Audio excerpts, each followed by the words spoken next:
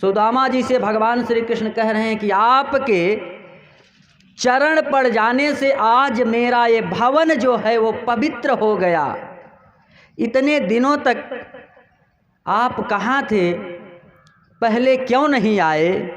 ऐसा कहते हुए भगवान श्री कृष्ण कह रहे हैं कि अस कहत बारही बार करी करी प्यारे हरि द्विज राज सो सकुचत सुदामा मन ही मन कछु कही सकत नहीं लाज से सब देव हर्षय सुमन बरसय देखी गति ब्रज राज की धनी धनी मिलाप स्नेह पूरण अधनी घड़ी है आज की।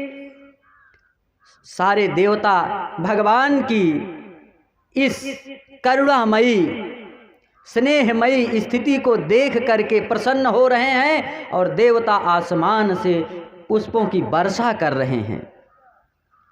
तो लई गए द्विज को पकड़ कर मंदिर माहि मुरारी राजरिवर 16 सहस चकित निहारी निहारी।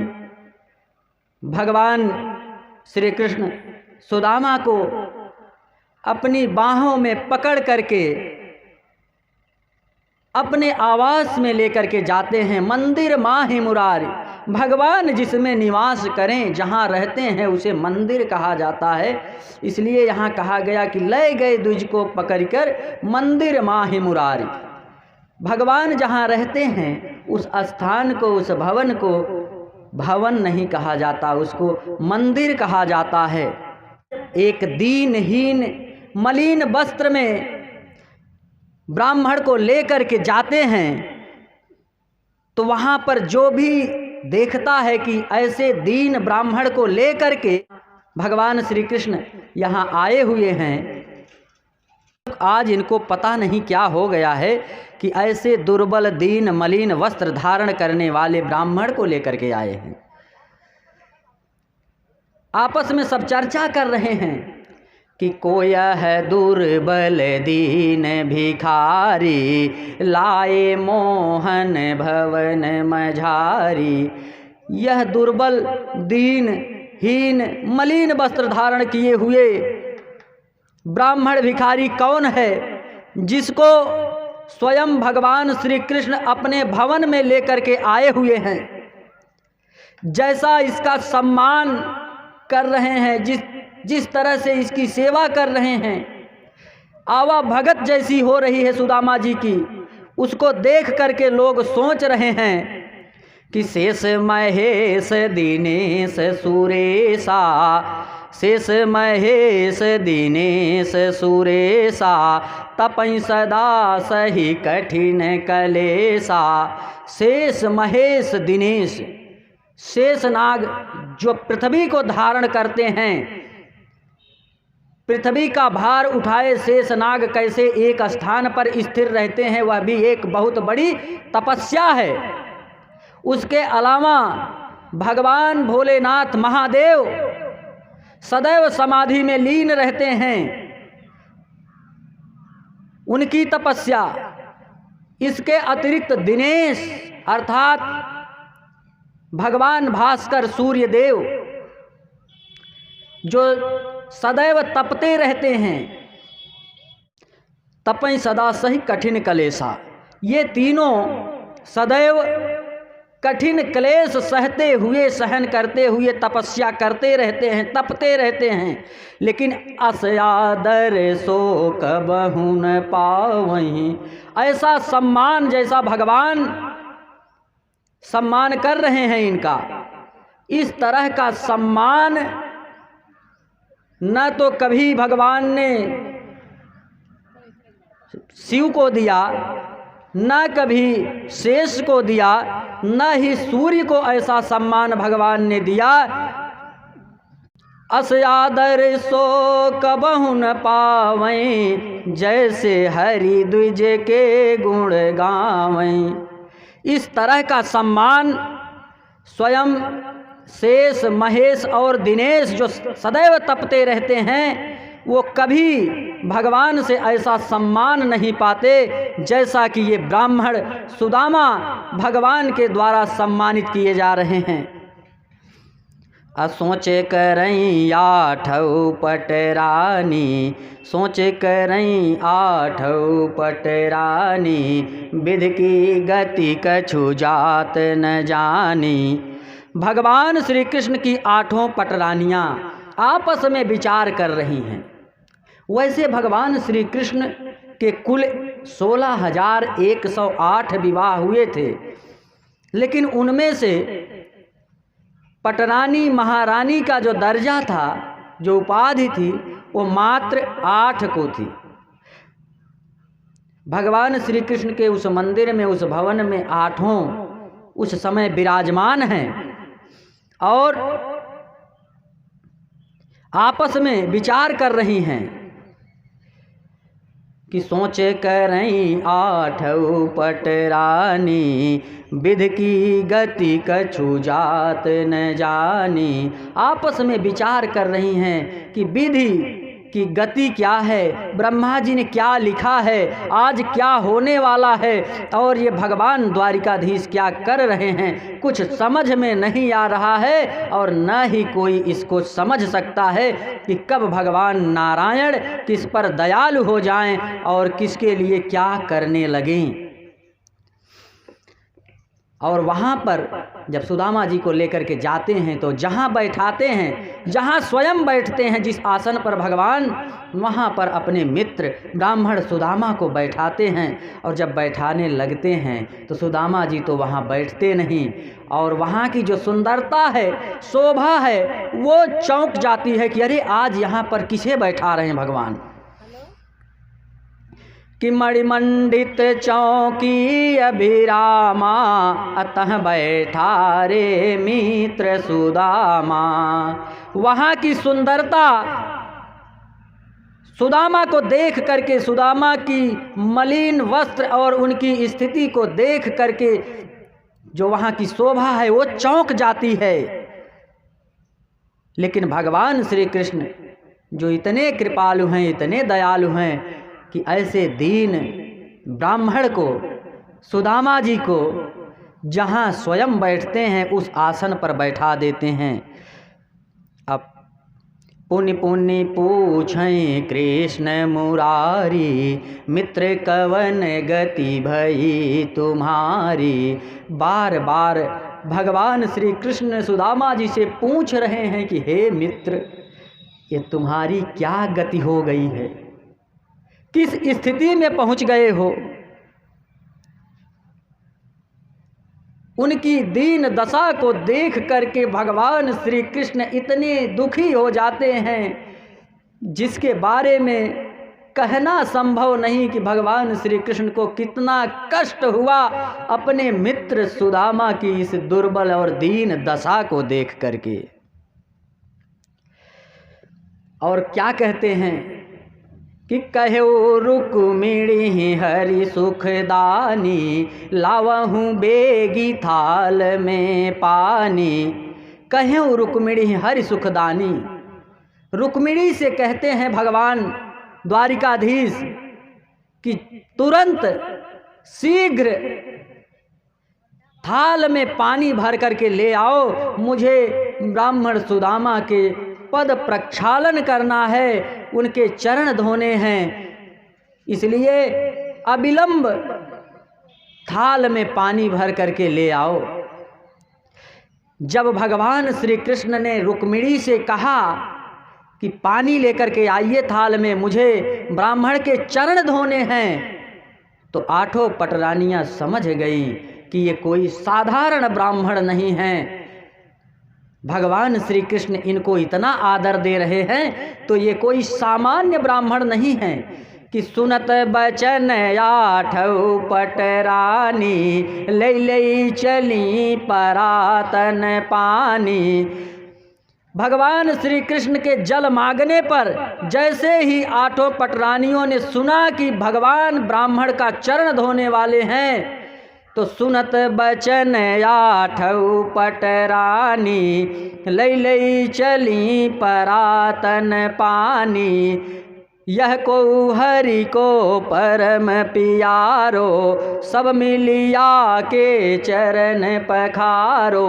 सब आपस में कहती हैं कि यह कोई भगवान का परम प्रिय भक्त है, इसलिए भगवान इसका इतना सत्कार कर रहे हैं, इसलिए सब मिल करके इसके चरण धोने का सौभाग्य प्राप्त करें। हम सब चल करके इसका चरण धोएं कि यह को हरि को परम पियारो, सब मिलिया के चरण पखारो। सबसे नाही कहत गिरिधारी, धोवत चरण आपु बनवारी। सबसे भगवान श्री कृष्ण मना कर देते हैं कि कोई ब्राह्मण सुदामा का चरण नहीं धोएगा, ये चरण धोने का सौभाग्य मेरा है। इसलिए सब लोग किनारे रहिए। और 8 पटरानियों के द्वारा लाए गए जो थाल में पानी लाया गया था, कुछ लोग कहते हैं कि जब 8 लोग लेकर के आए थे तो किसके पानी से भगवान चरण धोएं, तो भगवान ने कोई भेदभाव न करते हुए 8 का पानी वापस कर दिया और स्वयं चरण धोने लगे। जब पानी नहीं था तो चरण कैसे धुलेंगे। अब आप देखिए कि जब पानी न हो तो चरण कैसे धोया जा सकता है। तो भगवान श्री कृष्ण ने पानी न होने पर भी सुदामा के चरणों को कैसे धोया। लागे पगन कंटक बिकट फट रही बिवाई, देखी हरि कपड़े फटे तनु छीन, बदन मलिन केस रहे बिखरी। यह दशा दीन निहारी, करुणा करन हरि रोवन लगे। अजदुनाथ हाथ छुयो न जल चख, जल ही पग धोवन लगे। पैरों में जो कंटक लगे हुए थे, एक कांटे नहीं थे, एक कांटा नहीं था, कई कांटे थे, कांटों का जाल था और बेवाइयां फटी हुई थीं। अब जिसके पैर में बेवाई फटी हो उसको कितना कष्ट होता है, और ऊपर से उन बेवाइयों में अगर कांटे चुभे हों तो कितना दर्द, कितना कष्ट होता है उस व्यक्ति को। ये अनुभव किया जा सकता है, बताया नहीं जा सकता। जिसको ये दर्द होगा वही उसका अनुभव कर सकता है। कोई बता नहीं सकता कि कितना दर्द, कितना कष्ट हो रहा था सुदामा जी को उस समय। उनकी फटी हुई बेवाइयाँ और पैरों में चुभे हुए कांटे को देखकर और कपड़े फटे, छीड़, शरीर से छीड़, एकदम से दुर्बल, कमजोर, शरीर में जैसे कोई दम दिलास नहीं थी, एकदम दुबले पतले छीड़ शरीर वाले सुदामा के मलिन वस्त्र और बिखरे हुए बाल, बिखरे हुए केस देख करके भगवान श्री कृष्ण जो करुणा करने वाले हैं, स्वयं करुणा करके रोने लगते हैं। यह दशा दीन निहारी, करुणा करण हरि रोवन लगे। भगवान श्री कृष्ण द्वारिकाधीश की आंखों में आंसू आ गए, वह स्वयं रोने लगे। और यदुनाथ हाथ छुयो न जल, जो जल आया हुआ था, यदुनाथ भगवान द्वारिकाधीश ने उस जल को छुआ नहीं और चख जल ही पग धोवन लगे। चख माने आँख होता है, और आँख के पानी से इतने आंसू गिरे उनके कि अपनी आँख के जो आंसू गिरे उन्हीं आंसुओं से भगवान द्वारिकाधीश ब्राह्मण सुदामा के पैरों को धोने लगे। चरण धोए, चरण धोए चरणोदक। जब किसी महान व्यक्ति का चरण धोया जाता है, किसी ब्रह्म ज्ञानी का, किसी ब्राह्मण का जब चरण धोया जाता है तो धोने के बाद जो जल मिलता है उसी को चरणोदक कहते हैं, चरणामृत। तो चरण धोई चरणोदक, कृष्ण चढ़ायो माथ, बूंद बूंद पुनि सबन को देत भय यदुनाथ। भगवान श्री कृष्ण ने सुदामा जी के चरणों को धोने के बाद जो जल बचा, जो धोने से जल निकला, चरणोदक, उसको अपने माथे पर चढ़ा लिया और माथे पर चढ़ाने के बाद अपने घर में, परिवार में जितनी उनकी रानी महारानी जो भी थी, एक एक बूंद प्रसाद के स्वरूप उन्होंने सबको दे दिया। धोय चरण चरणोदक कृष्ण चढ़ायो माथ, बूंद बूंद पुनि सबन को देत भये ब्रजराज।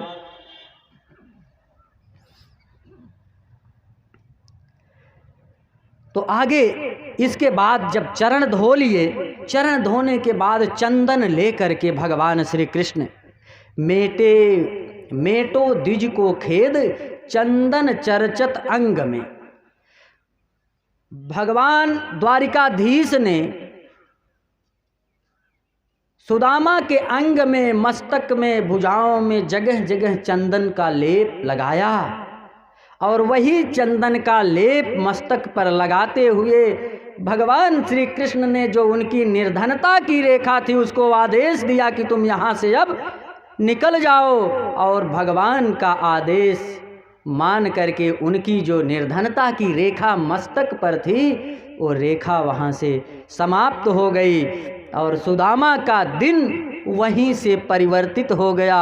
धूप दीप नैवेद्य माग आरती करत हरि, भगवान श्री कृष्ण ने धूप दीप नैवेद्य मंगा करके विप्र सुदामा, ब्राह्मण सुदामा की भली भांति से पूजा की और उसके बाद सुदामा जी की आरती किया।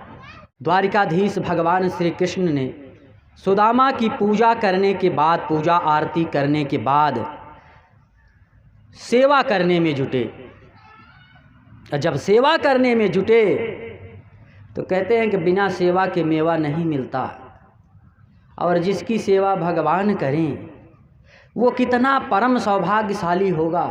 तो आज सुदामा जी की सेवा करने स्वयं तीनों लोकों के मालिक द्वारिकाधीश भगवान श्री कृष्ण जुटे हुए हैं। अपनी सुध-बुध खो दिए हैं कि मैं कौन हूँ, क्या हूँ, किस स्थिति में हूँ, ये कुछ उनको पता नहीं है।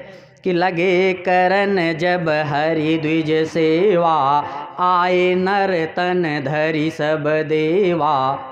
जब भगवान ब्राह्मण सुदामा की सेवा करने लगे तो मनुष्य का रूप धारण करके स्वर्ग के सारे देवता भगवान श्री कृष्ण द्वारिकाधीश के भवन में, महल में आकर के विराजमान हो गए और सभी देवता स्तुति करने लगे कि स्तुति करहि पुकारी पुकारी, ओम जय जयति भक्त हितकारी। स्वर्ग से आए हुए समस्त देवता सुदामा जी और भगवान श्री कृष्ण की स्तुति कर रहे हैं और कह रहे हैं कि ओम जय जयति भक्त हितकारी। जितने भी देवता हैं भगवान श्री कृष्ण और सुदामा जी को देख करके दोनों की स्तुति कर रहे हैं और कह रहे हैं कि आपकी जय हो, जय हो। आप भक्तों का हित करने वाले और भक्तों को सुख देने वाले हैं। नमो नमो नारायण स्वामी, करहु कृपा भक्तन अनुगामी। अरे ओम जय जय जय जय यदुनायक, कलिमल भंजन संत सहायक। शिव बिरंचि तब अंत न पावत, भक्त स्नेह देह धरियावत। करें कि शिव बिरंचि जहि पार न पावत। देवता स्तुति करते हैं, स्तुति करते हुए देवताओं के द्वारा कहा गया कि शिव बिरंचि जहि पार न पावत, भक्त स्नेह देह धरियावत। स्वयं शिव महादेव जो देवादिदेव हैं और स्वयं ब्रह्मा जी जिनका पार नहीं पा सके, जिनके बारे में जान नहीं सके, ऐसे भगवान दयालु द्वारिकाधीश श्री कृष्ण भक्तों के प्रेम में पड़ करके शरीर धारण करके मानव के स्वरूप में धरती पर अवतार लेते हैं। देवताओं ने भली प्रकार से सुदामा और भगवान श्री कृष्ण की स्तुति की और उसके बाद देवता लोग अपने अपने लोक को चले गए। करिय स्तुति सब देव सिधाए, करिय स्तुति सब देव सिधाए, भोजन हरि तब विप्र जिमाए। जब सारे देवता स्तुति करके चले गए तो सुदामा जी को भोजन देने के लिए, भोजन कराने के लिए ले जाकर के बैठाया भगवान श्री कृष्ण ने। स्तुति करई खड़े सुखदानी, पवन डुलावत रुकुमिणी नारी। खड़े होकर के भगवान श्री कृष्ण भोजन से पहले सुदामा जी की स्तुति कर रहे हैं और माता रुक्मिणी सुदामा जी को पंखा कर रही हैं, हवा डुला रही हैं। मन में सब को करई विचारा, यह को हरि को परम पियारा। सब आपस में विचार कर रहे हैं कि यह कोई भगवान का बहुत ही प्रिय भक्त हैं। या ही कृष्ण पूछत हैं ऐसे, निज पुरुषन को मानत जैसे। जैसे अपने निकटतम पार्षदों और अपने निकटतम सेवकों को मानते हैं भगवान श्री कृष्ण, ऐसी ही इसकी सेवा कर रहे हैं। यह जरूर कोई न कोई ब्रह्म ज्ञानी और बहुत ही बड़ा भक्त है भगवान का। लोग सोच रहे हैं कि ये जो ब्राह्मण के स्वरूप में आए हुए हैं, ये निश्चित है कि साधारण ब्राह्मण नहीं हो सकते। यह बिरंच सनकादि हैं, कै नारद ऋषिराय, कै शिव गौरी नाथ हैं, हरि पूजत जहि पाएँ। या तो ये बिरंच सनकादि हैं, स्वयं ब्रह्मा हैं, या सनकादि ऋषि के स्वरूप हैं, या फिर नारद ऋषि ब्राह्मण के भेष में आए हुए हैं, या माँ गौरी के पति भगवान भूत भावन भोलेनाथ हैं, जिनके चरणों की पूजा स्वयं भगवान कर रहे हैं। क्योंकि इनके अलावा भगवान किसी को प्रणाम नहीं करते। भगवान भोलेनाथ को प्रणाम करते हैं, भोलेनाथ भगवान को प्रणाम करते हैं, ब्रह्मा जी को भगवान प्रणाम करते हैं और ब्रह्मा जी भगवान को प्रणाम करते हैं। कौन बड़ा है कौन छोटा है इसका कोई अनुमान नहीं लगाता। एक बार भृगु ऋषि ने अंदाज़ा लगाया कि कौन बड़ा है, तो भृगु ऋषि पहुँचे ब्रह्मा जी के पास। ब्रह्मा जी सृष्टि की रचना में लगे हुए थे और ये अपनी बातें बोल बोल करके भृगु ऋषि जोर जोर से हंसने लगे, ठहाका मारने लगे। थोड़ी देर बाद ब्रह्मा जी ने कहा कि अगर तुम मेरे पुत्र ना होते तो तुम्हें मैं यही श्राप देता, तुम्हें भस्म कर देता। भृगु ऋषि वहाँ से चले आए और आ करके कैलाश पर्वत पर भगवान शिव के सामने तरह तरह की इधर उधर की बातें करने लगे। उनकी समाधि में बाधा उत्पन्न होने लगी। तो कुछ देर बाद भगवान भोलेनाथ शंकर क्रोधित हो गए और क्रोधित होकर के भगवान भोलेनाथ ने कहा कि तुम यदि ब्रह्मा के पुत्र न होते और भगवान विष्णु के भक्त न होते तो मैं तुम्हें यहीं श्राप दे देता, यहाँ से तुरंत चले जाओ। तो वहाँ से फिर भगवान विष्णु के पास भृगु ऋषि पहुँचे। भगवान विष्णु शयन किए हुए थे, सो रहे थे और अपने चरणों से, अपने पैर से भगवान की छाती पर जोर से मारा। भृगु ऋषि ने, भगवान की निद्रा खुल गई। कोई सो रहा हो और उसे कोई पैर से मारे, लात से मारे और जगने के बाद वो क्या करेगा, लाठी डंडा तुरंत देखे कहाँ है। लेकिन भगवान उठे तो उन्होंने पकड़ करके भृगु ऋषि के चरण सहलाना शुरू कर दिया कि ब्राह्मण देवता, मेरा ये कठोर हृदय और आपका कमल जैसा कोमल चरण मेरे हृदय से टकराया, आपके चरणों में कहीं चोट तो नहीं लगी। तो भृगु ऋषि इस निष्कर्ष पर पहुँचे कि तीनों देवों में सबसे श्रेष्ठ स्वयं भगवान विष्णु जो सृष्टि का पालन पोषण करते हैं वही हैं। वैसे छोटे बड़े का भेद तीनों देवों में करना मूर्खता की बात है, लेकिन भृगु ऋषि ने जो अपने हिसाब से अंदाजा लगाया वो यही था। ब्राह्मण सुदामा बैठे हुए हैं, भगवान श्री कृष्ण क्या करते हैं कि तब द्विज के समीप, जब भोजन कर लिए उसके बाद क्या कर रहे हैं कि तब द्विज के समीप हरि वैसे बोलत बचन मनोहर ऐसे। मन को सुंदर लगने वाले वचन बोलते तो सब हैं, बात करते हैं तो कभी कुछ लोग ऐसे होते हैं कि लगता है कि जल्दी से यहाँ से चले जाए तभी ठीक है। मनोहर वचन, एक वचन जो मन को हर ले, मन का हरण कर ले, ऐसे मनोहर वचन भगवान श्री कृष्ण सुदामा जी से बोल रहे हैं। क्या बोल रहे हैं कि जब हम तुम संदीपनि घाई विद्या पढ़त रहे एक ठाई। जब हम और तुम संदीपनी गुरु के आश्रम में एक साथ विद्या ग्रहण कर रहे थे, उस दिन को याद करो। वह गुरुदेव परम सुखदाई जिनकी महिमा कही न जाई। कह रहे हैं कि वह गुरुदेव बहुत ही सुख प्रदान करने वाले हैं, उनकी महिमा मैं कह नहीं सकता। जब भगवान गुरु की महिमा का वर्णन नहीं कर सकते तो गुरु की महिमा का वर्णन करना मेरे बस की बात नहीं है कि गुरु की महिमा कितनी होती है, गुरु कितना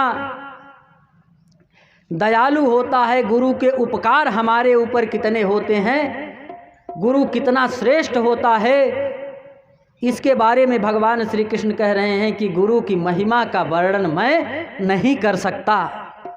कह रहे हैं कि उनकी कृपा कहूँ कहताई कुशल क्षेम से हैं तेहि ठाई। गुरु की महिमा कहाँ तक कहूँ, वह अपने यहाँ बहुत ही कुशल क्षेम से रह रहे हैं, कुशल क्षेम से हैं तेहि ठाई। और आगे कह रहे हैं सुदामा जी कि एक अक्षर पढ़िए जेहि पाही। जिससे एक अक्षर का भी ज्ञान आप ले लीजिए, एक अक्षर अगर आपको ज्ञान किसी से मिल जाता है तो तेहि ते उऋण हो जिए नाही। जिसने आपको एक अक्षर भी ज्ञान दिया है, एक अक्षर पढ़ा दिया है, तो वो गुरु के स्वरूप में हो गया है। उसके उस एक अक्षर के बदले आप जीवन में कभी उऋण नहीं हो सकते। गुरु का इतना महत्व है कि गुरु के द्वारा दिया गया एक अक्षर, एक शब्द का ज्ञान भी आपके लिए बहुत बड़ा धन है, उससे आप कभी उऋण नहीं हो सकते। वही कह रहे हैं इक अक्षर पढ़िए जेहि पाही तेहि ते उऋण हो जिए नाही। हम तो विद्या सब पढ़ लीनी गुरु की टहल कछु नहीं कीनी। पहले गुरु के आश्रम में लोग जब रहते थे, पढ़ने जाते थे गुरुकुल में, तो मुंडन करा के चले जाते थे, विद्या ग्रहण करते थे। विद्या ग्रहण के समय वहाँ रह करके भीख मांग करके भोजन करना, भोजन बनाना, लकड़ी आदि इकट्ठा करना, आश्रम की व्यवस्थाओं में पूरी तरह से पढ़ने वाले जो वहाँ के छात्र होते थे वही लगे रहते थे। लेकिन भगवान श्री कृष्ण कह रहे हैं हमने तो सारी विद्या ग्रहण की, लेकिन गुरु की कोई टहल नहीं की, कोई सेवा नहीं की, उनके द्वारा बताए गए कोई काम हमने नहीं किए, और हमको कोई काम करने भी नहीं देता था। भगवान श्री कृष्ण को देख करके सभी एकदम से आनंदित हो जाते थे। कौन काम करने के लिए कहेगा, चाहे साथ पढ़ने वाले सहपाठी हों, चाहे आश्रम के जो भी शिक्षक हों, गुरु हों, गुरु के अन्य स्नातक ऋषि मुनि हों, वो कोई भी भगवान श्री कृष्ण से काम करने के लिए नहीं कहता था। अगर कहते भी थे तो भगवान श्री कृष्ण को नहीं करना पड़ता था, अन्य उनके सहपाठी जो थे वो कर देते थे। कह रहे हैं गुरु सेवा दुर्लभ महा, गुरु की सेवा जो है ये अत्यंत दुर्लभ है, बहुत ही भाग्य से मिलती है। गुरु सेवा दुर्लभ महा, चित दई करई जो कोई, जो मन में इच्छा करई सो सब पूर्ण होई।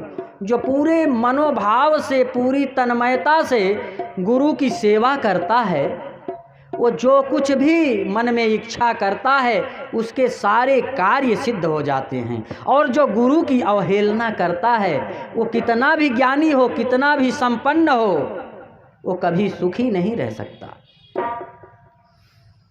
बिन गुरु मिले ही न ज्ञान, ज्ञान बिना नहीं मोक्ष है। बिना गुरु को ज्ञान नहीं मिल सकता और बिना ज्ञान के मोक्ष नहीं मिल सकता। मोक्ष का मतलब है कि बीजा नाम भव भर जन्म। कहते हैं जैसे बीज को भार में भूंज दिया जाए और उसको खेत में फिर बोएंगे तो फिर से उसमें से निकलेगा नहीं, अंकुरण नहीं निकलेगा, क्योंकि वो एक बार भूंज दिया गया।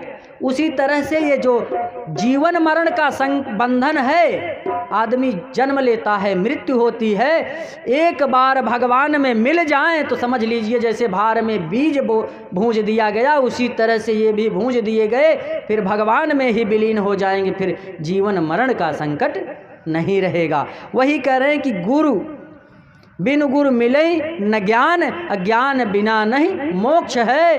अयाते गुरु समान और वस्तु नहीं जगत में। गुरु के समान कोई दूसरी वस्तु इस संसार में नहीं है। अब आगे कह रहे हैं भगवान श्री कृष्ण सुदामा जी से कि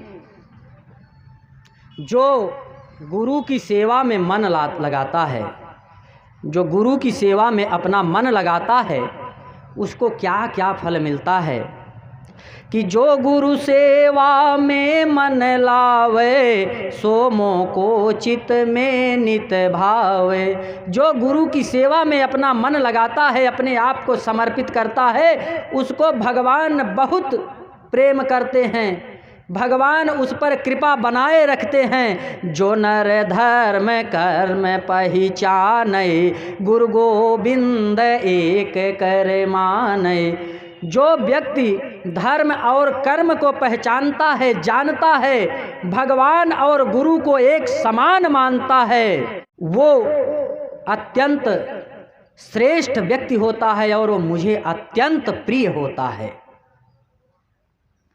और आगे कह रहे हैं कि सुदामा जी, जब हम गुरु सेवा में रहते, जो गुरु हम ही काम को कहते।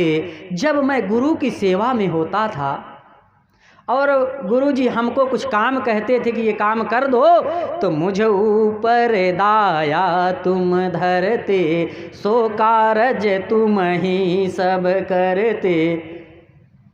जो भी गुरु जी काम कहते थे वो काम मेरे ऊपर दया दृष्टि बना करके सुदामा जी आप ही कर दिया करते थे, आपने मुझे कभी काम नहीं करने दिया।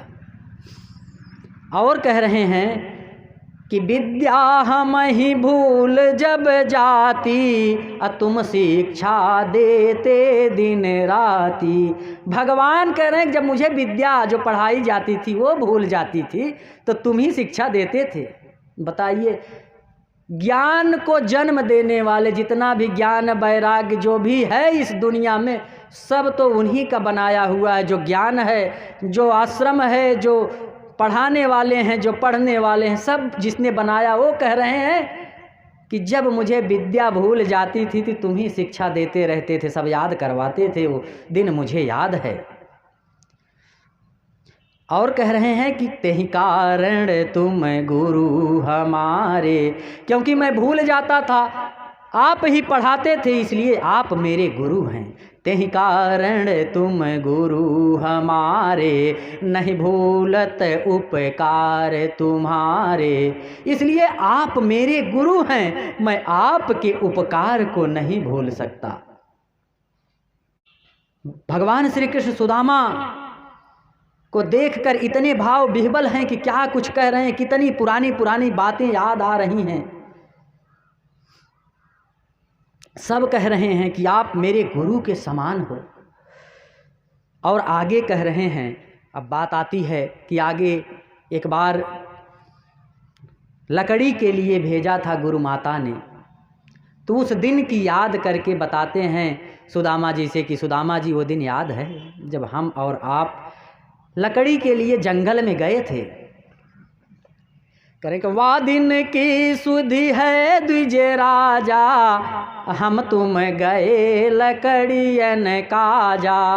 उस दिन की सुधि, उस दिन, वो दिन याद है जब हम और आप दोनों लकड़ी के लिए जंगल में गए थे।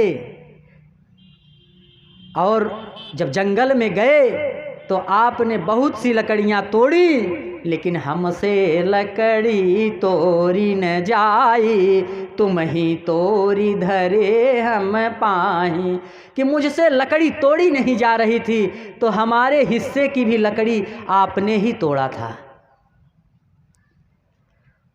और कह रहे हैं कि सिगरों दिन बीते उतनी ठाई, सारा दिन वही जंगल में बीत गया था लकड़ी तोड़ने में, और सघन घटा उमड़ी तही ढाई। कि सारा दिन बीत गया और काले काले बादल, काली घटाएं घिर आईं। जब हम लोगों ने देखा कि मौसम खराब हो रहा है, तब क्या किए कि धर के बोझ चले तत्काला, बरसन लगे मेघ तेहि काला। हम और आप दोनों तत्काल लकड़ियों का बोझा सिर पर रख करके वहाँ से जैसे ही चले, उसी समय बादलों ने वर्षा करना शुरू कर दिया, पानी बरसने लगा। जब पानी बरसने लगा तो उस समय हम दोनों पेड़ पर चढ़ गए। तब तुम करी सहाय। जब पानी बरसने लगा तो सुदामा जी ने भगवान की सहायता की। भगवान कह रहे हैं उस समय मेरी सहायता आपने ही की थी। काठ भार सिर पर धरो, लकड़ी का भार सिर पर रखे हुए मेरी सहायता आपने की थी। हमको लियो छिपाए, सिर पर काठ लिए हुए हो, उसके बावजूद हमको अपनी छाया में आपने छिपा लिया। गुण कैसे यह भूली हूँ, ये आपका जो गुण था इसको मैं कैसे भूल सकता। फिर आगे कह रहे हैं कि सुदामा जी कि अपने देह कष्ट तुम कीनो, हमरो गात न भीगन दीनो। आपने अपने शरीर से कष्ट सहा, अपने शरीर को कष्ट दिया, लेकिन आपने मेरे शरीर को भीगने नहीं दिया।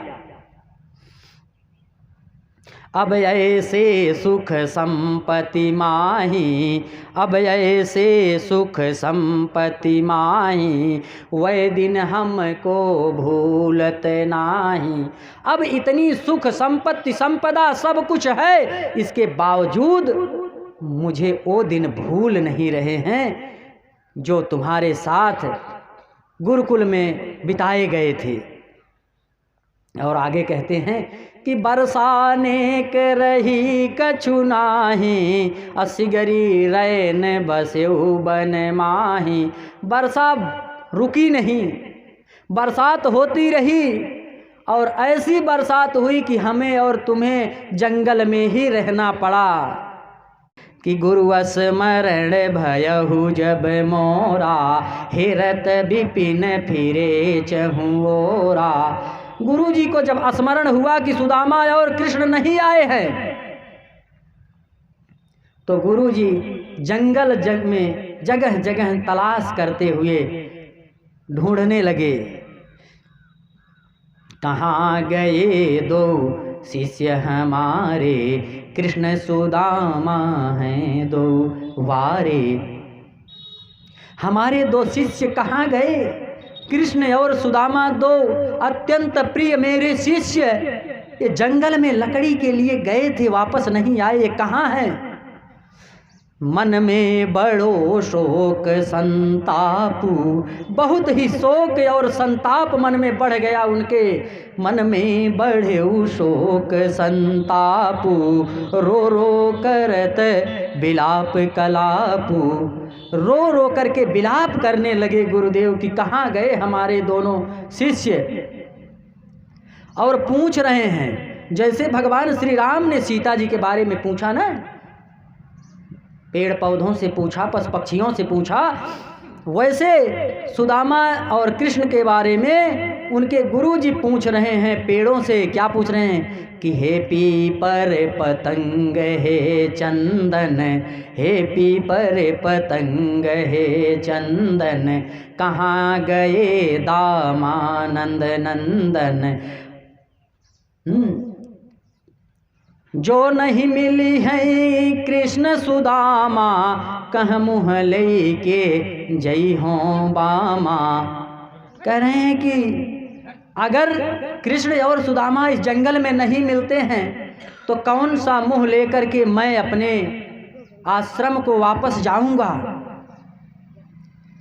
करत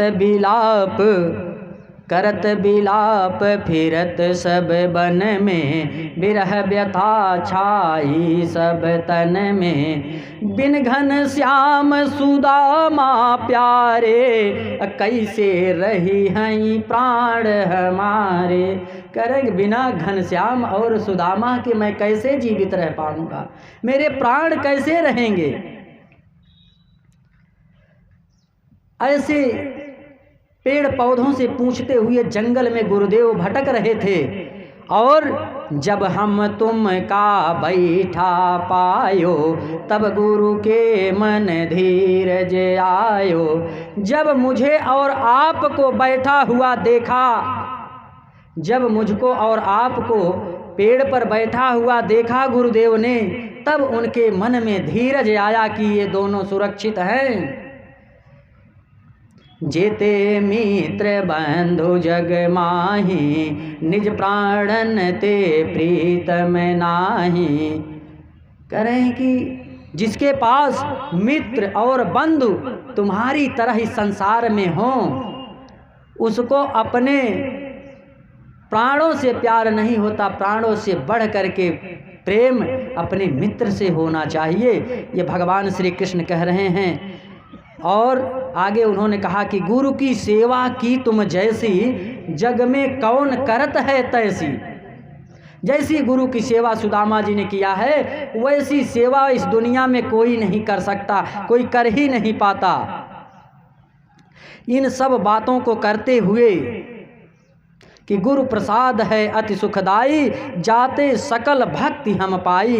गुरु का प्रसाद बहुत ही फल देने वाला है, और जो भी भक्ति भाव मिलता है वो गुरु के कृपा से ही मिलता है।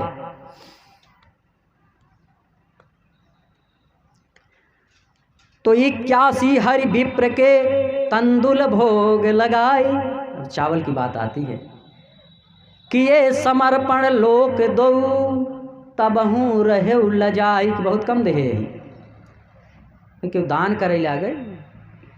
अगर 100 रुपये दे दिए, 4-5 धरे बताए हम 100 चढ़ाए, वो 50 ही चढ़ाए।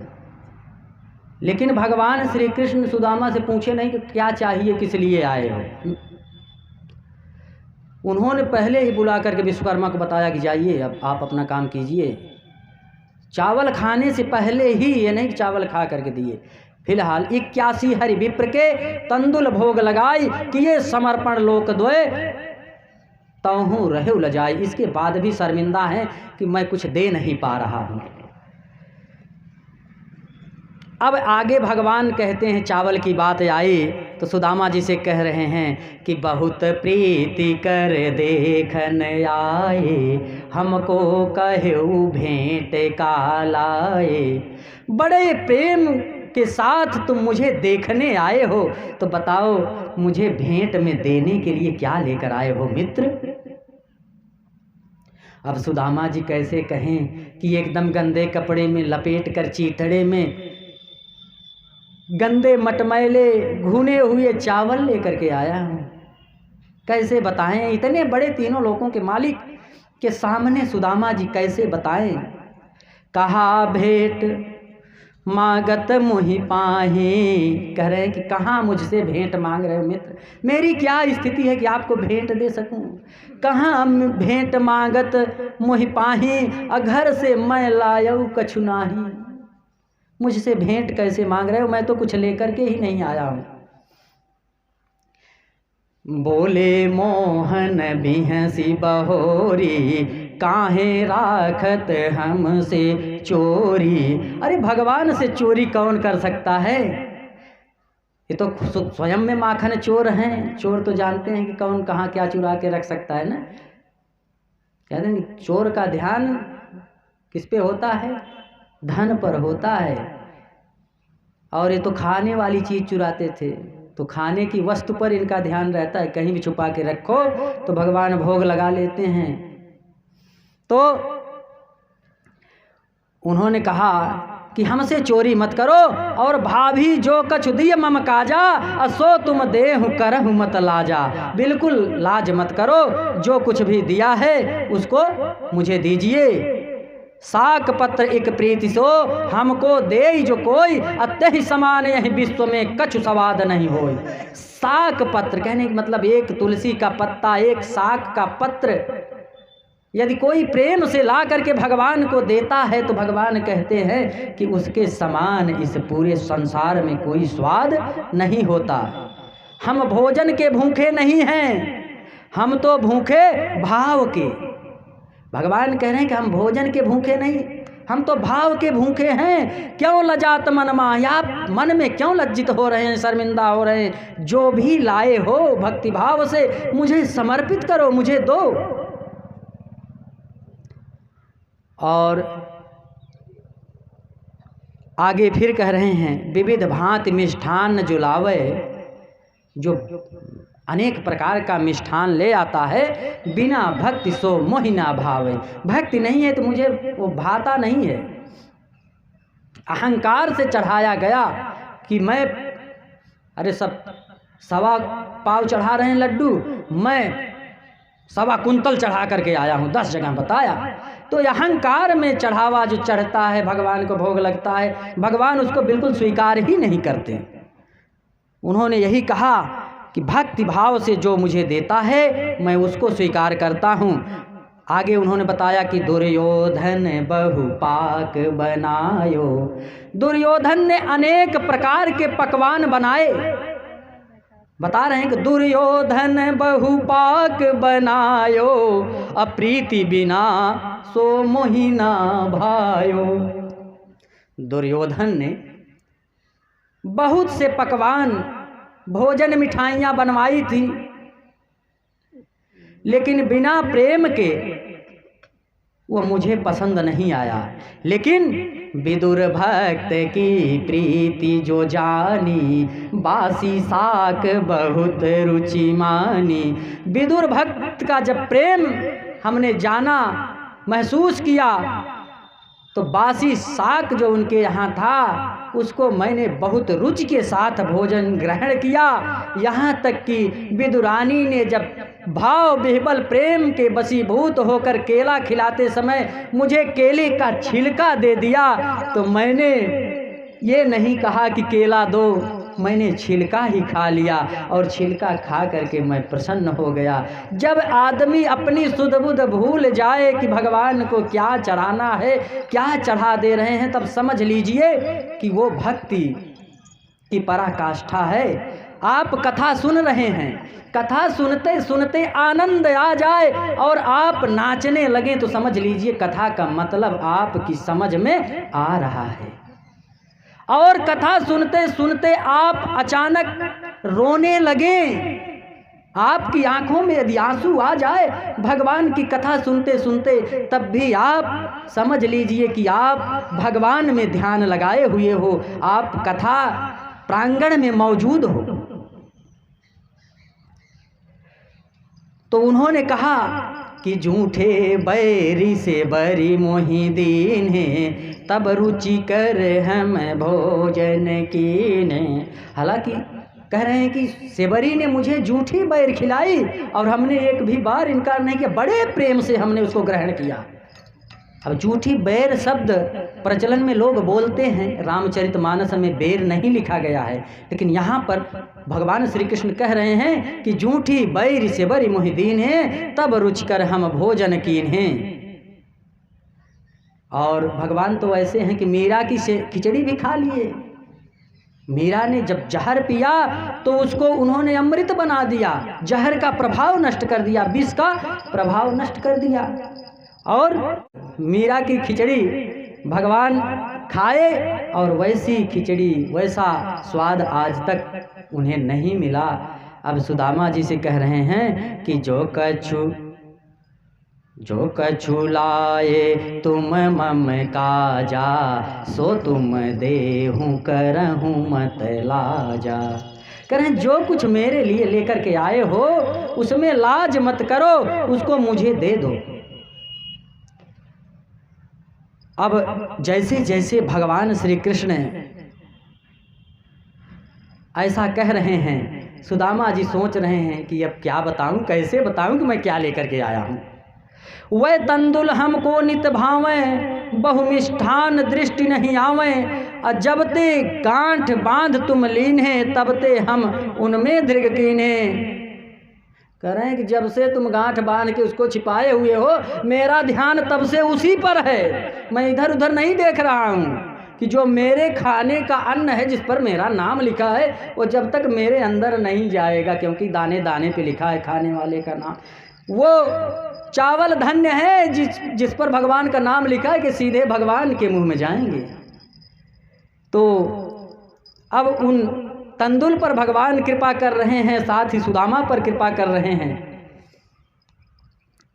कह रहे हैं कि तुम मत समझो चावल रूखे, हम तो भक्ति भाव के भूखे। ज्यों ज्यों वैसे कह दुराई, त्यों त्यों ब्राह्मण अधिक लजाई। जैसे जैसे भगवान श्री कृष्ण कहते जा रहे हैं, इस तरह से सुदामा जी और भी शर्मिंदा होते जा रहे हैं, लजाते जा रहे हैं कि कैसे मैं इस गंदे फटे चीथड़े कपड़े में लाए हुए लपेटे हुए चावल को निकाल कर दूं। कपड़ा तो वैसा था कि गांठ भी नहीं बन सकती थी, किसी तरह लपेट कर ले गए थे। इतना जर्जर मलिन कपड़ा, अब मलिन इतना था कि साफ करते तो फट जाता, इसलिए उसको साफ नहीं कर रहे थे, बचा के किसी तरह रखे थे।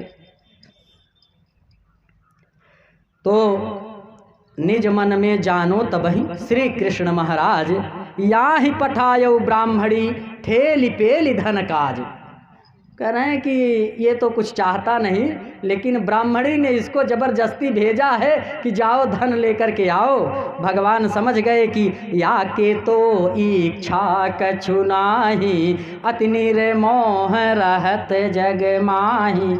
इसकी तो कोई इच्छा ही नहीं संसार में कुछ मिल जाए, एकदम से माया से मुक्त रहने वाले सुदामा जी हैं। ये ब्रह्म ज्ञानी है, ये कुछ प्राप्त करना नहीं चाहते, लेकिन इनकी पत्नी ने भेजा है कुछ इच्छा करके, तो सुदामा जी से कुछ नहीं कह रहे हैं। भगवान तुरंत क्या कर रहे हैं कि अष्ट सिद्धि नवनिधि तेहि दीनी, अब विश्वकर्मा को आज्ञा कीनी। तुरंत भगवान श्री कृष्ण ने उनको अष्ट सिद्धि और 9 निधियों को दे दिया और विश्वकर्मा को बुला करके आज्ञा दी कि जाओ सुदामा जी के गांव में जाओ और क्या करो कि रचहु नगर द्वारिका समाना, भेद न जानहि को अयाना। कि द्वारिका के समान वहां जाकर के द्राविड़ देश में एक नगर की रचना करो। बहुरी सुदामा कह तो दिए, सुदामा को पता ही नहीं चला कुछ दे रहे हैं कि नहीं दे रहे हैं। भगवान ने सुदामा के घर विश्वकर्मा भगवान को भेज दिया और यहाँ सुदामा से कुछ बता नहीं रहे हैं। फिर से सुदामा की ओर ध्यान करके कहते हैं कि बहुरी सुदामा सो हरि बोले, तुम तो मित्र सदा के भोले। अब क्यों राखत हमसे चोरी, तंदुल काहे देत न छोरी। बहुत भोला भाला है भाई तू, इतना जिन जवन में चोरावा होका, अब हमसे जितनी जल्दी हो सके चावल के गठरी खोल द, हमका दे दे, हम बहुत भुखा नहीं आज। अब क्यों राखत हमसे चोरी, तंदुल काहे देत न छोरी। छोरत गांठ न संकुचत मन में, निकाल तो लिए लेकिन छोरत गांठ न संकुचत मन में, कि बड़ी हंसी भई चौथे पन में। जिंदगी में घरे रहे, भीख मांग के खाए पी लेते रहे, कैसे जी जात रहे। अब यह चला आए भगवान के लगे, तो भगवान जवन कुछ लाए यही कुल पोल सबके आगे खोल देंगे। सब देख लेंगे कि कवन व्यंजन लेके आई हैं। अब कहता किनकी मांगे पाए रहे, तो कहता जवन में टूटा चावल रहा, तो कहता मटमैलिया चावल रहा, कौन में भूसी रहा, कहियो घरे के मांगा चावल, कैसे खोल के दे ही इनका। तो छोड़ दे नहीं रहे हैं। जब भगवान ने देखा कि सुदामा जी अपने हाथ से नहीं देंगे, तो भगवान ने स्वयं उस पोटरी को, उनकी उस गठरी को पकड़ा और अपनी ओर खींचा। जैसे ही खींचा कि जीर्ण वस्त्र फाटी तब गयऊ, तंदुल फैलत कौतुक भयऊ। जैसे ही भगवान ने उस गठरी को पकड़कर खींचा और सुदामा जी ने सोचा कि पोल खुल जाएगी, सुदामा जी ने अपनी ओर खींचा, सुदामा जी ने अपनी ओर खींचा, भगवान ने अपनी ओर खींचा, गठरी फट गई, कपड़ा फटा, जर्जर था, फट गया और चावल जो है जमीन पर बिखर गया। हम लोग खाते रहते हैं, कुछ गिर जाता है ज़मीन से उठा के, नहीं खाते, लेकिन ज़मीन पर फैल गया चावल और भगवान ने उस चावल को उठाकर अपने मुंह में डाला और प्रशंसा करने लगे कि अरे वाह क्या स्वाद है, ऐसा स्वाद तो आज तक मुझे कभी मिला ही नहीं। कह रहे हैं कि अब लऊ बहुत अन्न हम खायो, ऐसन स्वाद कबहू नहीं पायो। अब तक मैंने बहुत सा अन्न खाया, बहुत सा भोजन किया, लेकिन ऐसा स्वाद कभी मिला नहीं। यहाँ तक कि जसुदा बहु विधि माखन दीन है, बहुरो मातु देव की कीन है। जसोदा ने बहुत सा माखन खिलाया, बहुत सा माखन खाने के बावजूद जब मैं मथुरा आया तो माता देवकी ने भी मुझे बहुत प्रकार के व्यंजन माखन आदि खिलाए, लेकिन तिनहु में यह स्वाद न पायो, जैसन स्वाद आज बनी आयो। यशोदा के माखन में, यशोदा मैया के माखन में और देवकी मैया के सेवा सत्कार में, उनके द्वारा बनाए गए व्यंजनों में भी मुझे ऐसा स्वाद नहीं मिला जैसा स्वाद आज इस चावल में मिल गया। और कह रहे हैं कि भोजन नित्य बनत गृह माही, ऐसन स्वाद होत तिन नाही। घर में रोज जो भोजन विविध प्रकार के व्यंजन बनते हैं, लेकिन ऐसा स्वाद उनमें भी नहीं होता।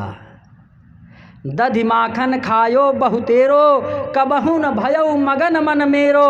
अब भोजन किए अनेकन ठाई, ऐसो नहीं पायो अब ताई। कहा कि बहुत भोजन माखन सब कुछ खाया, लेकिन ऐसा स्वाद आज तक मुझे कभी मिला ही नहीं। इतनी प्रशंसा करने के बाद सुदामा जी ने एक मुट्ठी चावल खा करके भगवान ने सुदामा जी का इतनी प्रशंसा की। अब दूसरी मुट्ठी खाना चाहते हैं कि दूसरे मुट्ठी ये खात ये दुना था, तंदुल और लिए निज हाथा। दूसरी मुट्ठी चावल खाते हैं और तीसरी मुट्ठी हाथ में लेते हैं। दो मुट्ठी खा लिए और तीसरी मुट्ठी लेकर के जैसे ही मुख में डालने चलते हैं कि चाहत मुख में डारन जबहीं, रुक्मिणी हरि को पकड़ो तबहीं। जैसे ही मुंह में वो चावल तीसरी मुट्ठी डालने चले, रुक्मिणी ने आकर भगवान का हाथ पकड़ लिया और भगवान अत्यंत क्रोध में आ गए। अरे ये क्या किया तुमने?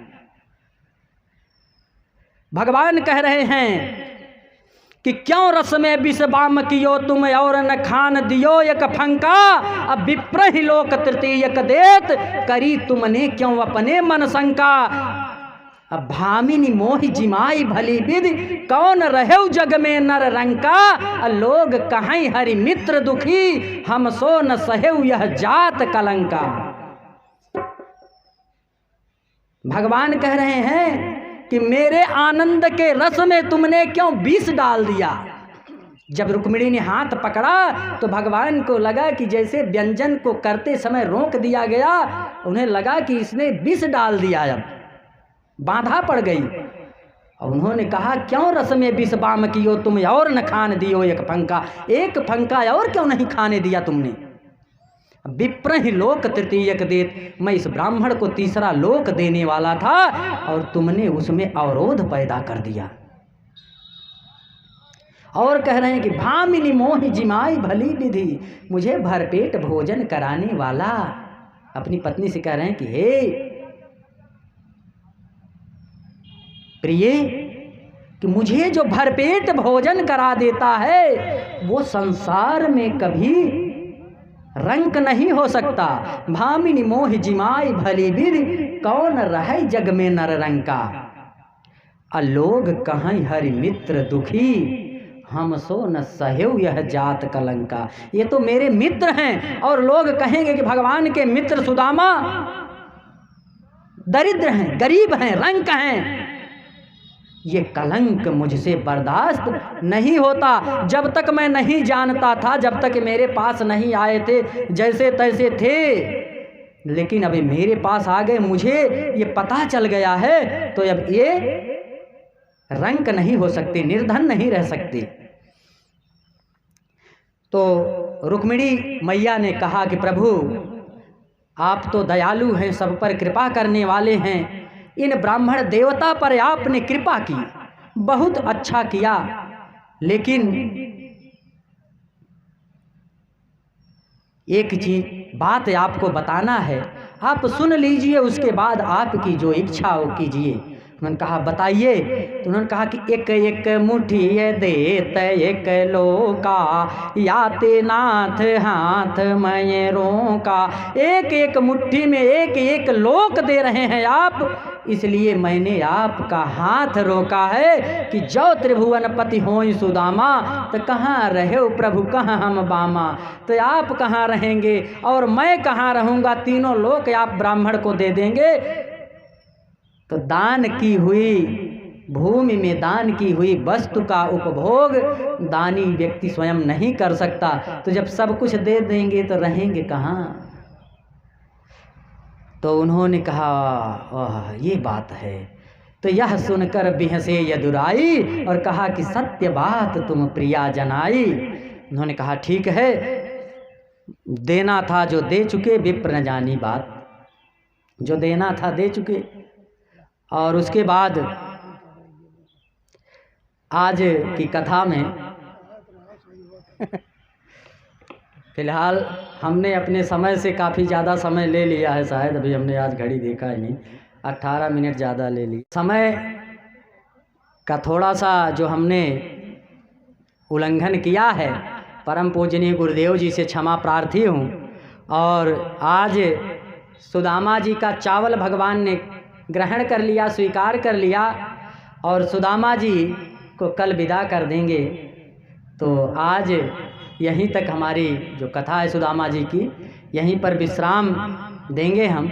और कल सुदामा जी अपने धाम को लौटेंगे, तो वहाँ की क्या स्थिति है, क्या कुछ होता है, इन सब विषयों पर मैं प्रकाश डालने का प्रयास करूँगा। आज मेरा समय व्यासपीठ पर पूरा हो चुका है। ज़्यादा समय लेने के लिए गुरुदेव जी से क्षमा प्रार्थी हूँ और प्रार्थना करता हूँ कि परम पूज्य श्री गुरुदेव जी महाराज व्यासपीठ पर विराजमान हो, अपने मुखार बिंदु से आज की राम कथा का श्रवण हम सभी लोगों को करवाएं। एक बार बोलिए श्री कृष्ण कन्हैया लाल की।